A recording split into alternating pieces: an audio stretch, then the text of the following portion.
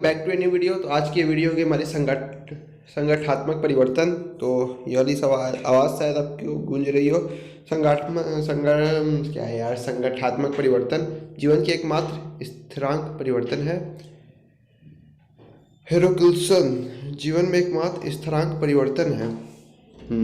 Greek दार्शनिकों द्वारा परिवर्तन पर यह उद्धरण न केवल हमारे जीवन पर बल्कि संगठनों के अस्तित्व पर भी लागू होता है। जैसा कि हमारा पर्यावरण में कुछ भी स्थिर नहीं है, वैसे ही सभी संगठनों में भी परिवर्तन होते रहता है। हमेशा से हर चीज़ कभी कोई स्थिर नहीं रहती, हमेशा वो चलती रहती है। अपने उत्पादक को बेचने के लिए, बाजार में जीवित रहने के लिए संगठनों को उनके आकार के लिहाज के बिना ही आवश्यक परिवर्तन के अनुकूल होने की आवश्यकता होती है। यह परिवर्तन संगठनात्मक संस्कृति से लेकर प्रौद्योगिकी में परिवर्तन तक किसी भी प्रकार का हो सकता है। अब तक संगठनात्मक परिवर्तन को परिभाषित करते हैं। अब हम संगठनात्मक परिवर्तन को परिभाषित करते हैं व्यावसायिक अवसरों को प्राप्त करने के लिए, जब कोई संगठन अपने प्रमुख घटकों जैसे कि इसकी संस्कृति, अंतर्निहित प्रौद्योगिकी या बुनियादी ढांचे को बदलने के लिए कार्रवाई करता है, जिसका उपयोग आंतरिक प्रक्रियाओं को संचालित करने के लिए किया जाता है, तो इसे संगठनात्मक परिवर्तन के रूप में जाना जाता है। इसलिए बाजार में प्रतिस्पर्धी बने रहने के उद्देश्य से कई रणनीतियाँ व प्रौद्योगिकियों को किसी भी प्रकार से परिवर्तन और कार्यान्वयन को संगठनात्मक परिवर्तन के रूप में जाना जाता है। परिवर्तन के बल वे कौन सी ताकतें हैं जो संगठनों को बदलने के लिए प्रेरित करती है? कानूनी हो सकती है, कई बार कानून ऐसे बन जाते हैं कि इस पर संगठन के कुछ बदलाव करने पड़ता है, कुछ ज़रूरतें होती है, कुछ बाजार की आवश्यकताएं होती है और कुछ प्रोडक्ट होता है ना, बहुत सारी चीज़ें होती है। परिवर्तन की आंतरिक ताकतें कम प्रदर्शन, कम कर्मचारी संतुलन, नया नेतृत्व और संगठन का नया मिशन हो सकते हैं। दूसरी ओर बाहरी एजेंट या परिवर्तनों की ताकतें कार्यबल के प्रकार से लेकर अधिक आर्थिक परिस्थितियों समेत कई विश्व राजनीति तक हो सकती है कि दूसरे देश में क्या प्रोडक्ट बेचते हैं, इसको लेकर भी हम अपने प्रोडक्ट को अलग अलग चीज़ें दिखाएं। कार्यबल की प्रकृति, प्रौद्योगिकी, आर्थिक झटके, भाई पैसा जिस हिसाब से रहेगा उसी हिसाब से हम प्रोडक्ट देंगे। प्रतिस्पर्धा जैसे लोग देंगे उस हिसाब से हमें आपको और अच्छा दिखाना पड़ेगा। ठीक है। सामाजिक परिवर्तन, जैसे समाज रहेगा, अब हिंदुओं को बेचना है तो लोग अलग टाइप के बनाते हैं, मुस्लिमों को बेचना है तो अलग तरीके से।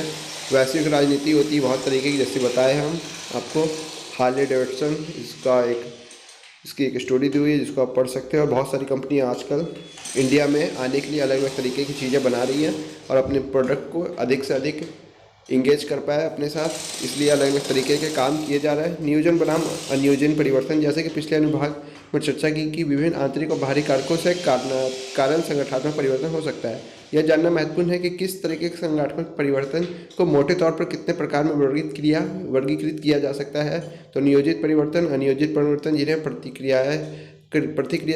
अनियोजित परिवर्तन जिसे प्रतिक्रियाशील या उपचारात्मक परिवर्तन भी कहा जाता है।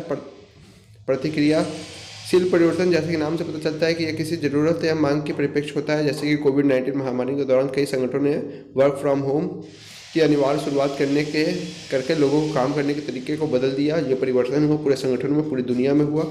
विभिन्न घटकों का परिवर्तन होता है। आविष्कार की दृष्टि से, कोई आविष्कार कर रहा, कोई राइटर है तो उसको घर बैठ के राइटिंग नहीं करी जाती, उसको एक पहाड़ में या बहुत अच्छी जगह, कोई सीनरी की जगह एक महीने के लिए होटल के कमरे बुक कर दिए जाते हैं, फिर वो किसी फिल्म की राइटिंग करते हैं।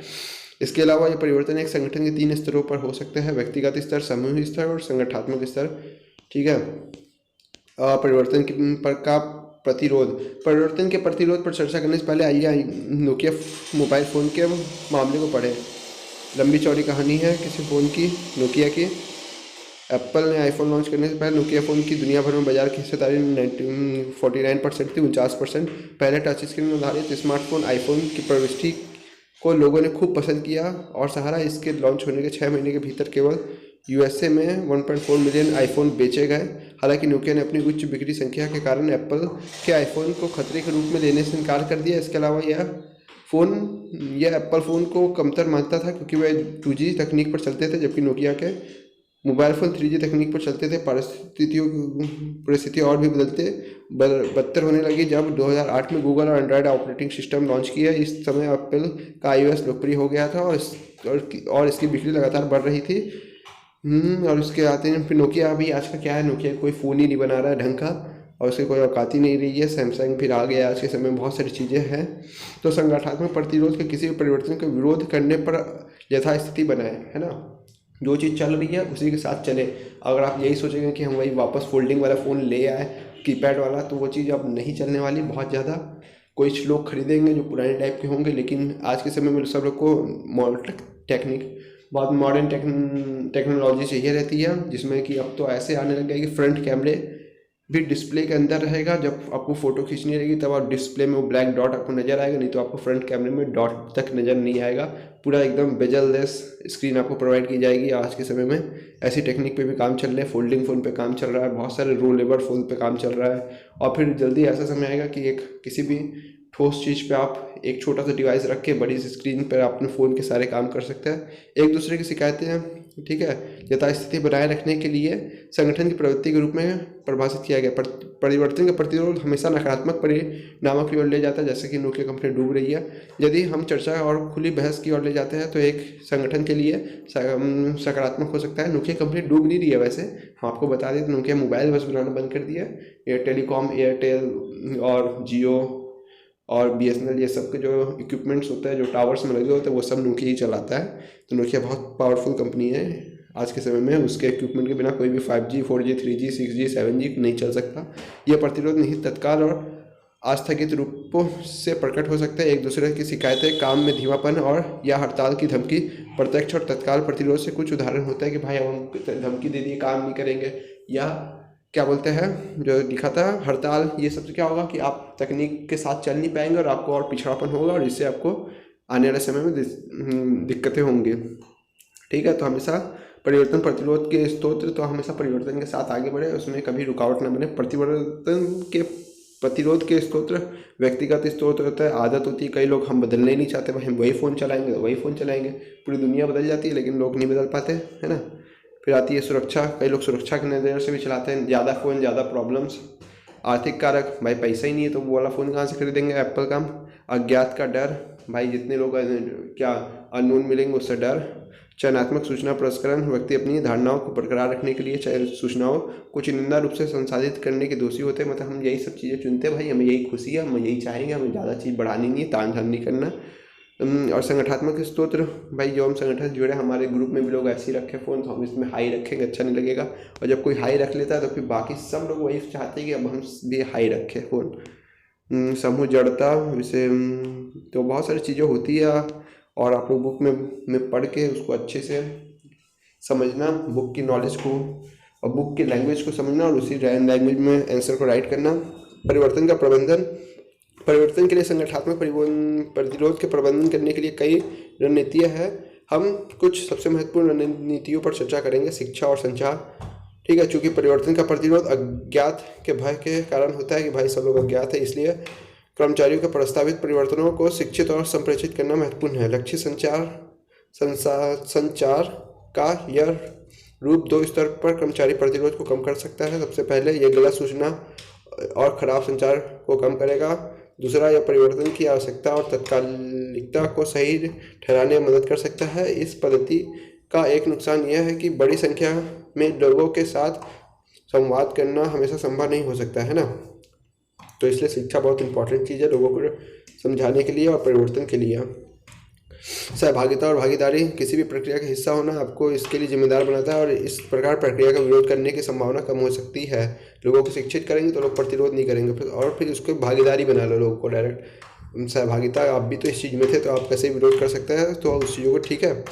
सुविधा और समर्थन, इसलिए लोग बड़े बड़े इन्फ्लुएंसर को साथ ले लेते हैं जब कोई नई चीज़ को लॉन्च करना रहता है, नई चीज़ों को मार्केट में लाना रहता है, जिससे कि लोग समझे कि हाँ इन्होंने उपयोग किया है, सुरक्षा और मतलब इन्होंने साझेदारी दिखाई है, सहयोग दिया है, तो ये चीज़ सेफ होगी, है ना।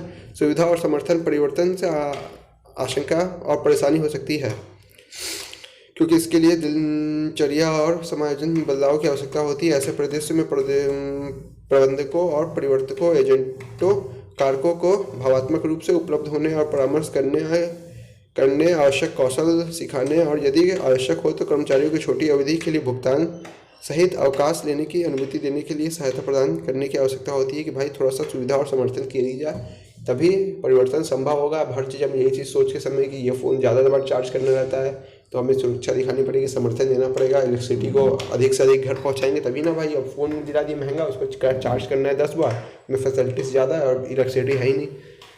और सकारात्मक संबंध विकसित करें। अध्ययनों ने सुझाव दिया कि इस कर्मचारी जो अपने प्रबंधकों पर भरोसा करता है और अपने संगठनों के प्रति सकारात्मक दृष्टिकोण रखता है, उन लोगों की तुलना में परिवर्तनों को अधिक स्वागत करते हैं। मतलब हमेशा सकारात्मक दृष्टिकोण करें कि हाँ ये जरूरी है और इसका आना इंपॉर्टेंट है। ये नहीं कि अरे ये आ जाएगा तो मशीन आ जाएगी तो हम लोग इंसान लोग क्या करेंगे, ऐसी बात नहीं है।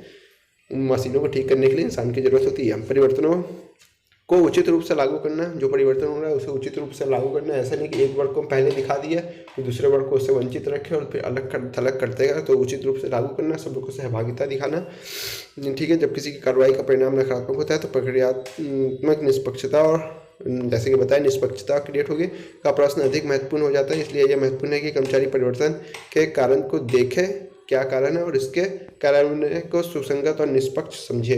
परिवर्तन स्वीकार करने वाले लोगों का चयन कि जो व्यक्तित्व पर विविध अध्ययनों से पता चलता है कि कुछ व्यक्तित्व लक्षण परिवर्तन के लिए अधिक स्वीकार्य है। इसलिए संगठनात्मक परिवर्तन की सुरक्षा के लिए जो कर्मचारी इसके लिए पूर्व निर्धारित है उन्हें टीम में चुना जाना चाहिए। जो लोग परिवर्तन चाहते हैं उनको पहले चुनना जाना चाहिए कि वो क्या परिवर्तन देख रहे हैं, उनको और क्या ज़रूरत है, जिसे लोग बीटा टेस्टिंग कहते हैं। परिवर्तनों को उचित रूप से लागू करना, ये तो हम पहले पढ़ चुके हैं। एक प्रक्रिया में निष्पक्षता परिणाम के रूप में महत्वपूर्ण है। जब किसी कार्रवाई का परिणाम नकारात्मक होता है तो प्रक्रियात्मक निष्पक्षता का प्रश्न अधिक महत्वपूर्ण हो जाता है। इसलिए यह महत्वपूर्ण है कि कर्मचारी परिवर्तन के कारण को देखे और इसे कार्यान्वयन को सुसंगत और निष्पक्ष समझे।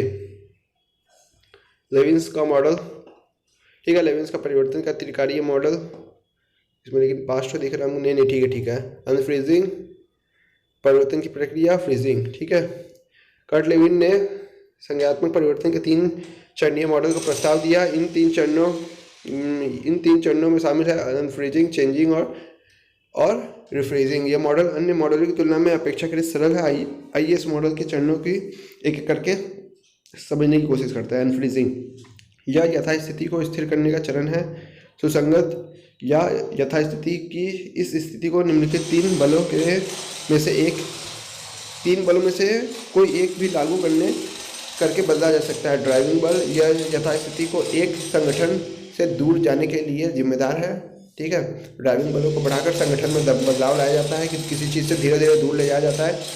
निरोधक ताकत है, ये वह ताकत है जो यथास्थिति से दूर ले जाने में बाधा डालती है।